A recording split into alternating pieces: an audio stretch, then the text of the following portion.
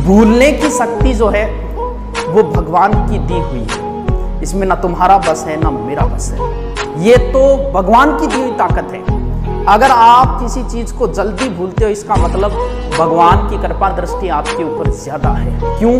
क्योंकि ये चीज जो है वो भगवान ने दी है कि आप जिंदगी सुख से गुजार सको, इसीलिए भूलने की शक्ति आपको दी गई है। जो जितनी जल्दी किसी बात को भूलता है वो उतनी ही अच्छी लाइफ जीता है जिंदगी में। भगवान को थोड़ी पता था कि थोड़े दिनों बाद ये रीट की तैयारी करेंगे।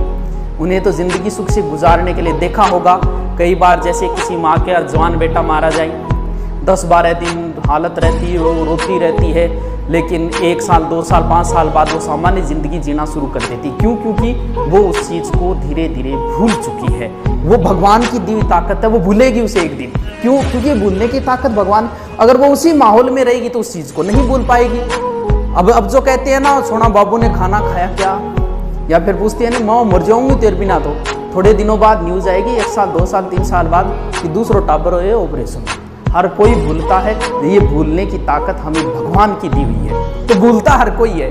तो फिर कैसे याद करें? ऐसा कोई नहीं है कि एक बार पढ़ ले और उसे याद हो जाए। दुनिया में ऐसा कोई आदमी नहीं है। अगर आप ऐसा सोच रहे हो तो गलत सोच रहे हो, कोई नहीं है ऐसा। चलो मान लेते हैं जो टॉप रैंक में आया है उसका मतलब उसे पढ़ा हुआ याद रहता है पूरा का पूरा, यही है क्या गुरु जी टॉप आएगा मतलब वो तो इंटेलिजेंट भी देखकर पढ़ेगा याद रहे। 70 अगर मेरिट रही है, टॉप आने वाले के बनेंगे 73 या 75, 100 में से 100 उसके भी नहीं बनेंगे।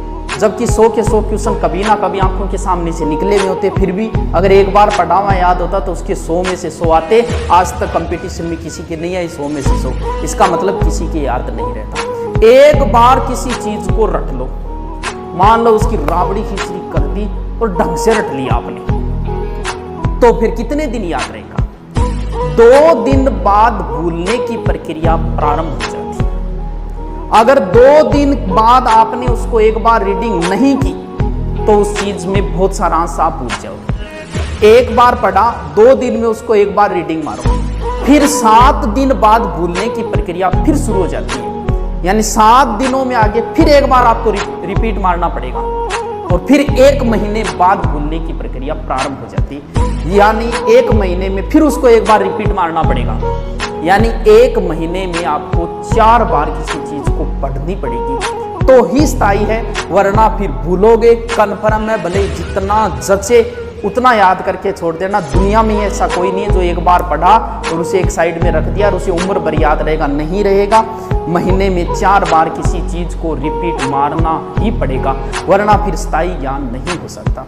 ये जो समय है अब मिला हुआ है, बड़ा ही अहम समय है।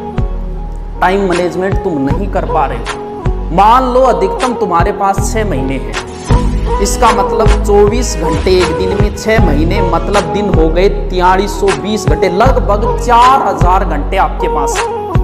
4000 में से सीधे सीधे मान के चलो कि 24 घंटे में 10 घंटे आप नहीं पढ़ सकते, भले आपको 8 घंटे सोना पड़े 10 घंटे, तो फिर निकाले तो बचते हैं मात्र 2500 घंटे। यानी 6 महीने में आपके पास मात्र 2500 घंटे। मैं आपसे ये कहूं कि ये ले 2500 रुपये बैंक में तो डालने नहीं है, तेरे को खर्च करने हैं, अभी करने हैं आज ही। तो 2500 का प्लान बनाओगे कि 400 रुपये का बैलेंस खुद का हो गया, 400 रुपये जानोड़ी वाले में करवा दिया और 800 वहां कर दिए, एक किताब ले आऊंगा, हो गया 2500 का एडजस्ट। जब आप 2500 रुपये बैठे बैठे एडजस्ट कर सकते हो तो क्या 2500 घंटों को एडजस्ट नहीं कर सकते? अपनी लाइफ बनाने के लिए क्या 2500 घंटे